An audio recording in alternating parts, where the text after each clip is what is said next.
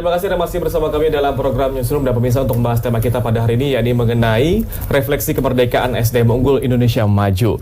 Di studio telah bersama kami, ini ada budayawan yang sudah malang melintang, Bang Eros Jarot. Selamat siang Bang Eros. Sehat Bang Eros ya? Alhamdulillah. Dan di sebelah Bang Eros ini sudah ada juga yang sudah tidak kalah malang melintang, yaitu Bang JJ Rizal, selaku sejarawan. Selamat siang Bang Rizal. Selamat siang. Ini saya manggil Bang Rizal atau Bang JJ nih? Wah, boleh dua-duanya. Boleh dua-duanya, berarti Bang JJ Rizal gitu lah ya. Bang Eros dan juga Bang JJ, kita ke pertanyaan pertama. Ini lebih ke sebenarnya makna ataupun secara nasional tema kemerdekaan kita tahun ini ialah mengenai SDM unggul Indonesia Maju. Nah, kalau Bang Eros sendiri melihat tema ini seperti apa sih Bang? Ya, sebagai sebuah harapan kan bagus-bagus saja. Bagus-bagus saja. Nah, permasalahannya kemudian kan harapan ini jangan cuma jadi slogan kosong gitu ya.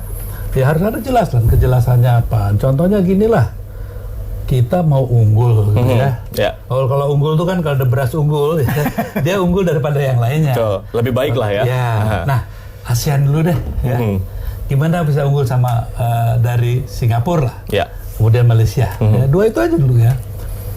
Nah, kalau masih korupsi masih seperti ini, tradisi, pungli masih seperti ini, mental daripada para politisinya, birokratnya masih seperti ini. Ya, itu sebuah harapan aja.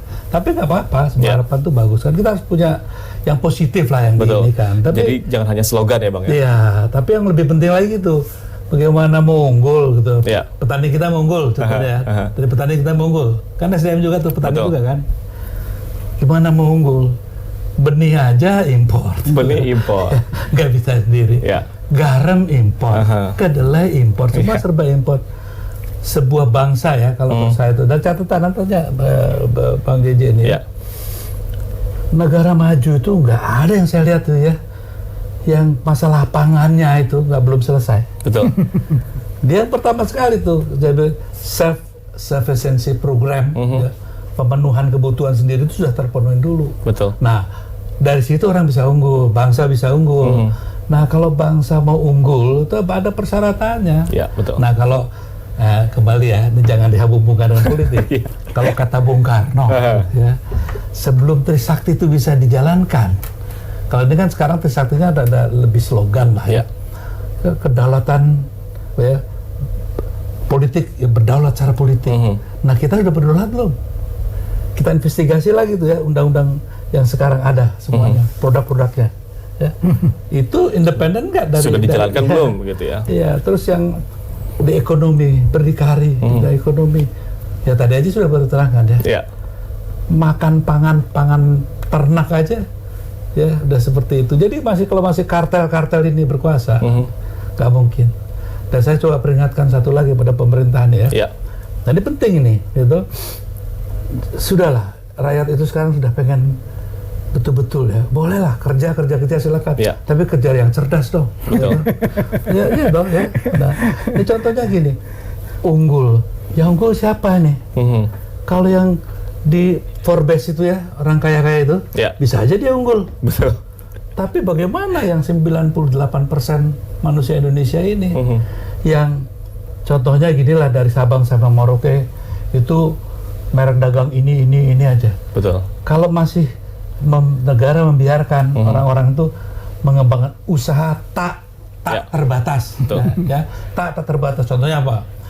Pabrik ini dia punya, pendidikan dia punya, kesehatan dia punya. Maaf ya, ini agak sedikit ya biar nggak tegang lah. Kalau mungkin kentut bisa dikomersilkan, dia dikomersil sudah ada. Baik, jadi tadi slogan ini jangan hanya sebagai slogan, tapi juga diaplikasikan. Tapi sebagai harapan bagus lah ya. Sebagai harapan bagus Bang ya. Baik, Pak JJ, kalau pandangan Pak JJ seperti apa? Ya, saya senang dengan slogan ini, kelihatan pemerintah insaf. Insaf. Iya, karena memang yang harus dibangun kan manusianya. Mas Eros tadi bilang, ya kerja boleh, tapi harus cerdas. Kata cerdas itu penting menurut saya yang dikasih tahu Mas Eros. Karena di dalam preambul, yang paling utama dari Undang-Undang Dasar kita, konstitusi kita tuh cita-cita pemerintahan Indonesia tuh hadir itu mencerdaskan kehidupan bangsa. Betul. Jadi manusianya memang yang harus dibangun. Nah, problemnya adalah manusia cerdas itu mungkin bisa diciptakan. Tapi manusia cerdas yang memahami Indonesia itu yang susah. Sekarang kita banyak menemui orang cerdas, orang pintar, Tapi kok kita kayak nggak kenal ini orang pinter dari planet mana? Uranus, Neptunus, Pluto, atau Mars? Karena dia nggak tahu orang Indonesia itu siapa. Misalnya kita tanya, tahu nggak orang Indonesia pertama itu siapa? Kalau kita mau jadi orang Indonesia, kita mesti contoh siapa? Betul. Ada yang bilang, kita harus contoh Bung Karno. Tapi setelah kita cek, periksa perilakunya, loh kok malah bertolak belakang dengan perilaku Bung Karno? Kita mau, saya role modelnya atau teladannya Natsir, manusia Indonesia. Tapi setelah kita cek, kok berbeda, bertolak belakang dengan Natsir. Nah ini problem menurut saya. Kalau kita mau bangun SDM-nya. Paradoks ya. Paradoks gitu. Misal mau bangun SDM-nya, ya basisnya bangun SDM, itu kan harus cerdas. Betul. Cerdas itu basisnya buku. Ya memang Indonesia itu basisnya buku. Lalu tiba-tiba kita dengar razia buku. kan konyol gitu. Ini gimana mau cerdas? Basis yang paling dasarnya buku.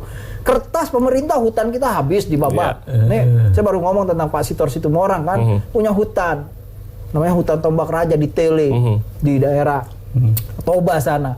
Saya datang dulu itu hutan tempat meninggalnya si Singamangaraja itu, hutan situs sejarah. Tapi sekarang hutannya sudah tidak ada, diganti menjadi monoculture, hutan eukaliptus untuk produksi bubur kertas. Tapi Indonesia hutannya habis untuk bikin bubur kertas, tidak memproduksi kertas baca, kita impor.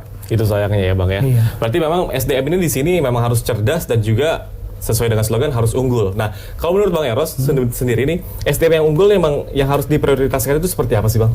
Tapi tahan dulu Bang Eros, karena bisa kami harus jeda-jeda. Tetaplah bersama kami dalam program Newsroom.